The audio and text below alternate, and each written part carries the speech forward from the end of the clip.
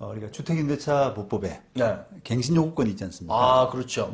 근데 거기에 이제 갱신요구권을 침해하게 되면은 우리가 손해배상 책임을 져야 되잖아요. 그렇죠. 예, 어기면. 2년 더 살게 해줘야 되는데, 네. 그냥 거부해버리고 내보내버리면. 못 내버리잖아요. 그러니까 이제 임차인이 권리인데, 예. 그게 지금 문제가 많이 되는 게 실거주. 임대인이 내가 살겠다라고 하게 되면 집주인의 실거주는 실거주. 무조건 나가야죠. 실거주면은 나가줘야 되는데 예. 그 실거주를 빙자해서 음. 내보내고 다른 세입자를 들여서 그런 아주 전형적인 케이스입니다. 그렇죠. 원래, 네. 예. 그 법에 딱 나와 있는 그 케이스인데 그 케이스로 소장을 최근에 한번 작성을 했어요. 예. 그래서 그 소장 소개를 좀 해드릴까 합니다. 그러면 어떻게 보면 갱신 요구권을 썼는데 집주인이 내가 들어가겠다 해가지고 내보냈는데 그렇죠. 그 집을 어떻게 한 겁니까? 다른 세입자한테 준 거죠. 다른 세입자한테. 야, 딱 걸렸네. 딱 걸렸죠. 예. 근데 예전에 제가 이제 우리 영상 촬영을 할 때 그 기사에 한번 났던 판결 가지고 그러니까 실거주 하겠다라고 이제 주인이 내보냈는데 주인이 실거주를 안 하고 다른 데 팔아버렸던 네. 팔아버렸던 그 사건을 한번 했잖아요. 네. 그 사건하고는 조금 이제 법리가 좀 차이가 나는. 다르죠. 그렇습니다. 다른 데 팔아버리게 되면 그 어떻게 손해배상하냐라고 하는 부분은 법에 직접적으로 규정이 없거든요. 그래서 일반 손해배상을 갖기 때문에 뭐 이사비라든지 그다음에 중개수수료라든지 많이 청구할 수가 없었잖아요. 그렇습니다. 그런 부분이 제한이 있을 수밖에 없는데 오늘 소개시켜드릴 사건은 그 법에 딱 나와 있는 세 가지 중에 제일 큰 금액 이렇게 나와 있기 때문에 그 금액이 이렇게 커질 수가 있구나. 그렇습니까? 이게 굉장히 어떻게 보면 좀 파워풀하다. 임차인 보호를 위해서 이런 그 생각을 좀 가질 수 있을 거예요. 집주인이 많은 손해를 보게 되는 거네요. 그렇죠. 뜨끔하게끔. 다른데 이렇게 갱신 요구권을 침해해가지고 다른 사람한테 세나봐야 손해배상 주고 나면은 하나 남는 게 없구나. 그렇게 해서는 안 되겠구나. 어기지 말아야 되겠구나. 그렇지. 그런 생각을 가질 수밖에 없는 그런 사건입니다. 한번 볼까요? 네, 보시죠. 자, 이게 이제 원고는 최모 씨고요. 최모 씨가 최 변호사한테 위임했거든요. 네, 최 씨한테. 예, 그렇네요. 그다음 피고는 이제 김모 씨인데요. 손해배상 소송. 액수는 한 거의 8천 정도 됩니다. 우와, 이거 임대 잘못 난 8천이요? 예. 그 갱신 요구권을 침해해서 8천 정도 달라 이런 사건인데, 자, 왜 이렇게 이제 금액이 커졌는지를 한번 보실 텐데, 청구 원인 해서 사실관계 정리가 제일 먼저라 그랬지 않습니까? 사건의 경위 해가지고 원고는 피고 소유의 임대인입니다. 이게 서초구더라고요, 서초구. 비싼 동네네요. 서초구. 어떤 아파트 몇 동에 대해서 보증금이 36억입니다, 무려. 와, 크네요. 그래서 21년 2월부터 23년 2월까지 임대차 계약 체결했고요. 그래서 그 계약 만기 무렵에 갱신 요구했는데 피고가 임대인이 입주 계획이 있다 이런 식으로 해서 갱신 거절을 했습니다. 네. 할 수 없죠, 그러니까. 네, 여기까지 맞는 거죠. 그래서 이사갈 집을 구해가지고 이게 같은 아파트예요, 또. 그래서 더 잘 받겠네요. 그렇죠. 사는지 아니면 진짜 이사 왔는지 안 왔는지. 그래서 이사를 갔는데 보증금 이번에 38억입니다. 어이고. 그렇게 해서 그렇게 해서 이사를 했고요. 근데 그 뒤에 이제 그 과정에서 이제 이사비, 이제 중개 수수료를 얼마 드렸고, 그다음에 이사 비용도 드렸고, 그랬을 거 아닙니까? 그렇죠.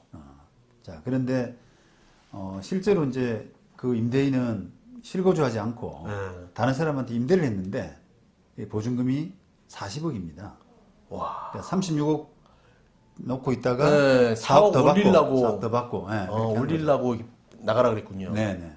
그래서 이제 그런 사실을 알게 되고 손해배상을 했다 이런 취지예요. 자, 이게 당연히 법 위반이죠, 그죠? 그렇죠. 물론 뭐 이제 이 소장을 받고 상대방이 또 어떤 항변을 할 수도 있을 겁니다. 뭐 원래는 실거주 하려고 그랬는데 내가 사정이 여차저차해서 돈이 없었다. 사정이 여차저차해서 못하게 됐다. 그래서 뭐 다른 사람한테 임대를 할 수밖에 없었다 이런 할 텐데 워낙 이게 그런 정도가 되려 그러면은 뭐랄까요? 계약 자기가 좀 이렇게 들어오려고 하는 뭔가 시도 또는 그 텀 이런 부분들이 좀 있어야 되는데 거의 나가자마자 이제 맞물리니까 에이. 그러니까 임대인이 아마 설득력이 없을 겁니다. 내가 들어오려고 그랬는데 어쩔 수 없이 못 들어갔다 이런 부분들이 아마 없을 것 같은 생각이 들어요. 그래서 이제 그런 차원에서는 손해배상 책임은 인정될 것 같고요. 이제 그 부분의 입증은 임대인 영역이죠. 그죠? 그렇죠. 근데 어쨌든 우리 액면가라 그러는데 액면가상으로는 임대인이 안 들어오고 다른 세입자 넣었으니까 손해배상 책임이 딱 떨어지지 않느냐 이런 부분이고요. 자, 그다음에 손해배상이 얼마냐라고 하는 부분에서 요 6조 3 임대차법부 6조 3 5항 6항에 보면 이 손해배상 액수란 다른 사람한테 이제 임대 나왔을 때 손해배상 액수란 거절 당시 당사자 간의 손해배상 예정에 관한 합의가 이루어지지 않는 한, 이건 합의가 없었으니까요. 그렇죠. 다음 세 가지 중 큰 금액으로 한다 이렇게 돼 있어요. 그래서 이제 1번, 2번, 3번 이렇게 있습니다. 그래서 우리 유리하게 돼 있는데 요걸 이제 하나하나 보시면은 그 1번, 2번, 3번을 이제 보시면은 1번 그다음에 갱신 거절 당시 환산 올차임 3개월 보험 해가지고 요게 이제 4,500이 나와요. 그죠? 36억 기준으로 해가지고 4,500이 나오고요. 와. 그 다음에 임대인이 제3자에게 임대에서 얻은 환산 올차임과 갱신 거절 당시 환산 올차임 간 차액의 2년분. 차이의 2년분. 차임의 차액의 2년분 했는데, 그걸 이제 이렇게 계산해 보면, 이게 8천 정도가 나옵니다. 이야. 이게 크죠? 크네요. 최근에 이제, 기준금리가 많이 올랐더라고요. 그래서 이제 이게 커진 거예요? 커진 겁니다. 그 다음에 갱신 거절로 인해서 임차인이 입은 손해, 요게 이제 세 번째 부분인데, 요거는 일반적인 손해지 않습니까? 그렇죠. 이거는 그냥 일반 손해, 우리가 민법에서 통상 손해, 뭐 그런 표현을 쓰는데, 일반 손해는 따져보니까 한 대략 2,700만 원. 그래서 세 가지 중에 제일 큰 금액으로 7,990 얼마. 그러니까요. 금리가 올라가지고죠. 네, 그렇습니다. 그래서 이 세 가지 중에 큰 금액으로 한다 이렇게 돼 있으니까 금액 차이가 아까 4,500, 거의 8,000, 2,700 이렇게 됐는데 제일 큰 금액이 제일 큰 거 8,000. 8,000 정도. 와. 그렇게 되니까 이게 임대인으로서는 뜨끔할 수밖에 없는. 어유 완전 뜨끔하겠네. 지금 전세 내려가서 이제 좀 다음번엔 돌려줘야 될 것 같고. 예. 또 8천만 원도 물어야 되고. 그렇죠. 야 이거 잘못했다 걸렸네. 예. 그러니까 갱신 요구권을 침해해서 조금 득을 보려고 하는 시도들이 이게 좀 잘 해봐야 뭐 혹 떼려다가 붙이는 득 보려다가 손해 보는 이런 경우로 이어질 수 있다. 이런 뭐 좋은 사례가 되겠습니다. 그러겠네요. 갱신 거절을 해서 직접 이제 소송이 들어간 거니까. 그렇죠. 또 여기서 만약에 8천 내놔라 이렇게 했는데 좀 줄일 수도 있는 건가요? 판사 재량으로? 그거는 법상으로 좀 어렵게 돼 있어요. 지금은. 예. 그래서 지금 법으로는 세 가지 중에 큰 금액으로 한다 이렇게 돼 있어서 사실은 이제 저희 소장 작성 단계에서는 세 가지 금액을 한번 다 기술해 줬는데 요 기준에 따르면 4,500이고 두 번째 기준에 따르면 8,000이고 세 번째 기준에 따르면 2,000 얼마고 그렇게 해줬는데 우리가 증명이라고 그래서 소송상의 증명은 그냥 내가 요 중에 한 가지로만 하겠다라고 해도 돼요. 왜냐하면 제일 큰 금액을 하기 때문에 그렇죠. 판사로서는 그냥 그 중에 한 가지만이라도 딱 부러지고 그 사람이 다른 게 보다 뭐 작고 많고를 떠나서 그걸로 하겠다라고 하면은 인정해 줄 수가 있는 거죠. 그래서 그런 게 특징이고 또 그거를 이제 한번 비교해 볼 수 있는 부분, 그 부분이 우리가 주택임대 상가 건물임대차보법 있죠. 네. 거기 보면은